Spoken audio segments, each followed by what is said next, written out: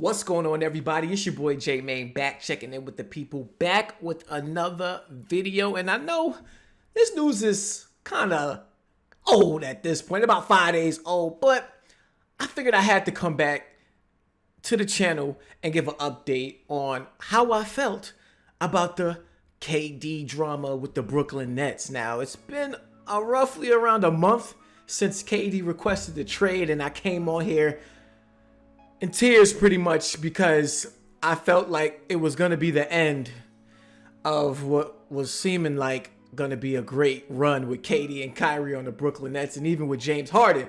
But after a month of back and forth on social media, after a month of trade offers being put out there, after a month of KD putting his nuts on the table and saying, listen, you either going to get rid of Steve Nash and the GM Sean Marks, or you going to get rid of me. One or the other.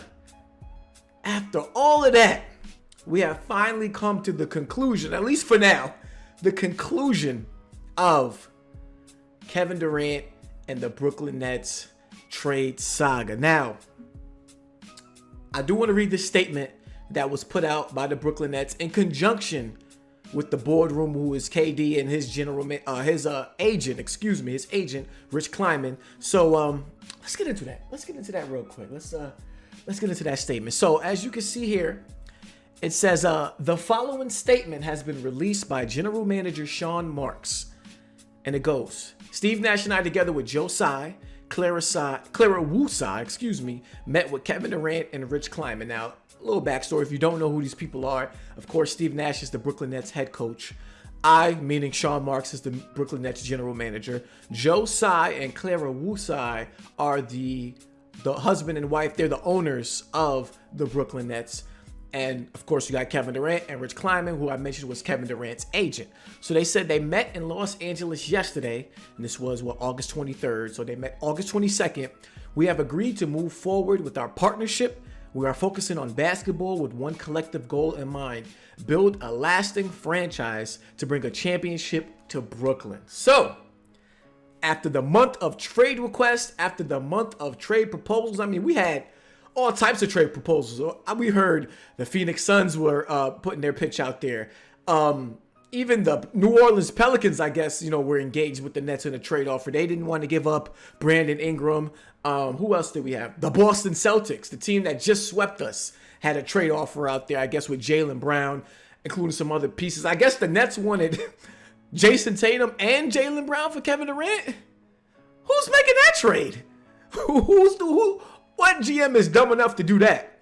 But all types of trade offers were out there, and everybody was, taking their shot at trying to get one of the best basketball players in the league today. But it seems as if the asking price for the Brooklyn Nets was too high. If you're going by reports and stuff like that, for Kevin Durant. Now, after I started, Kevin Durant made the trade request, right? And after I started looking at some of these trade offers, I'm like, who in their right mind is going to trade for a 34-year-old Kevin Durant after coming back from an Achilles injury? Now, in terms of the basketball player that he is today, yes, he's phenomenal. But you're not giving up your cornerstone pieces of your franchise. Some of these guys are young, too, up and coming, doing their thing, for a 34-year-old Kevin Durant. And some of these trade proposals are Kevin Durant wants to go to these teams because they have these players there in place. So he's going to go to an already set foundation.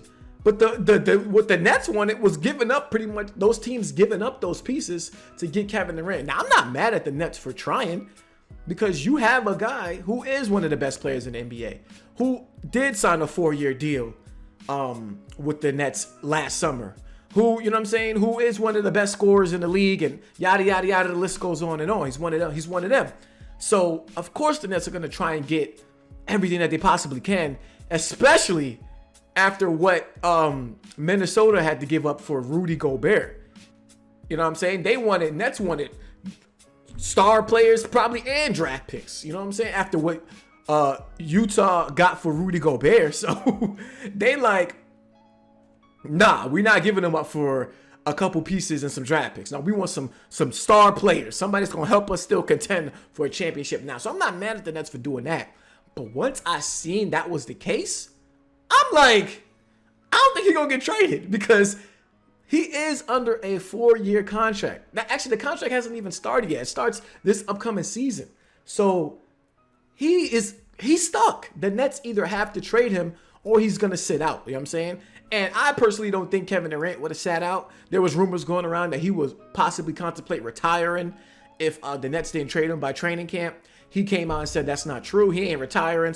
And I didn't think he would. He's not that type of player to me that would do that. He just seems like somebody that's all about basketball and all about good relationships. So he's not going to, like, just because the relationship is bad, I don't think he's going to jeopardize the team that he's currently playing for. So I started to feel a little bit better about him staying on the team. And then we started to get reports that even Kyrie Irving was going to be staying with the Nets, and they were telling teams that they're not trading him, that actually the rapport between the Nets and Kyrie Irving have been good, and they're looking forward to this upcoming season. Now, in terms of extensions with Kyrie Irving, we don't know about that yet. I guess we got to see how the season goes, but at least they're, building a relationship where we can be cordial for this upcoming season. And I do find it funny that Kevin Durant met with the Nets, and this, statement came out literally like a day or two after the report came out that the Nets were keeping Kyrie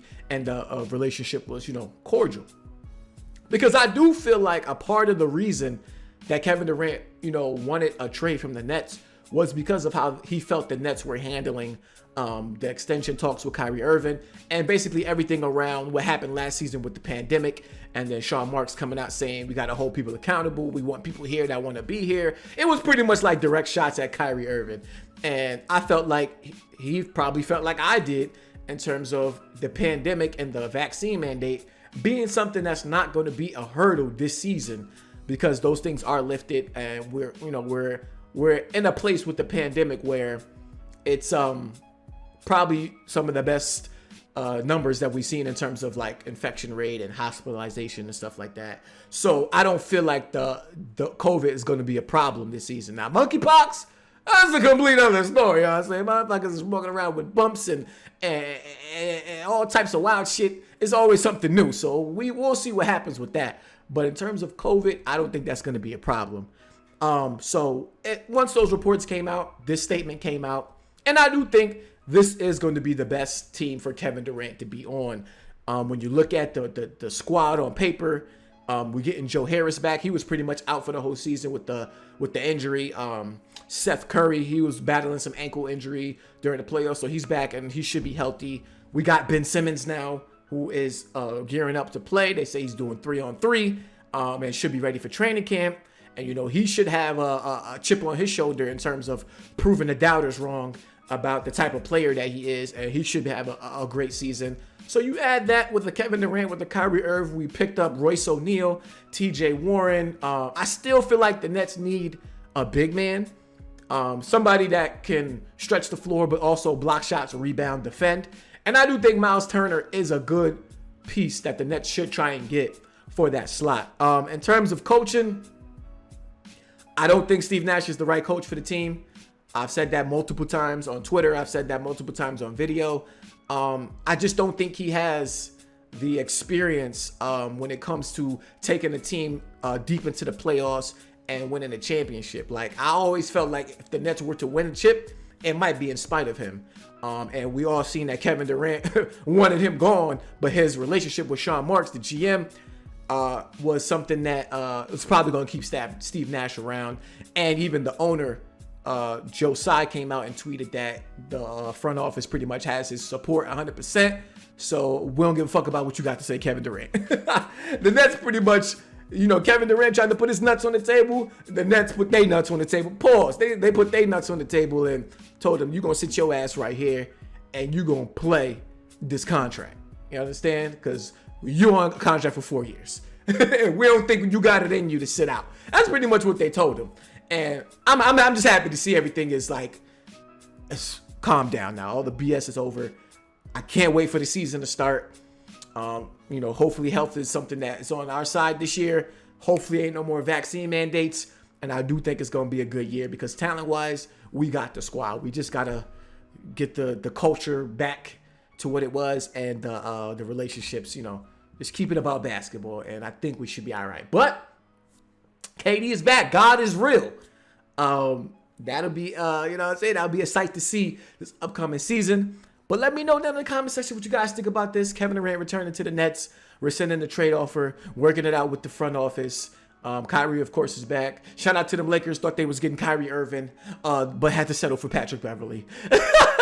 This should be a good year. Rate the video, of course. Subscribe to the channel if you're new, and I'll catch y'all on my next one. Peace.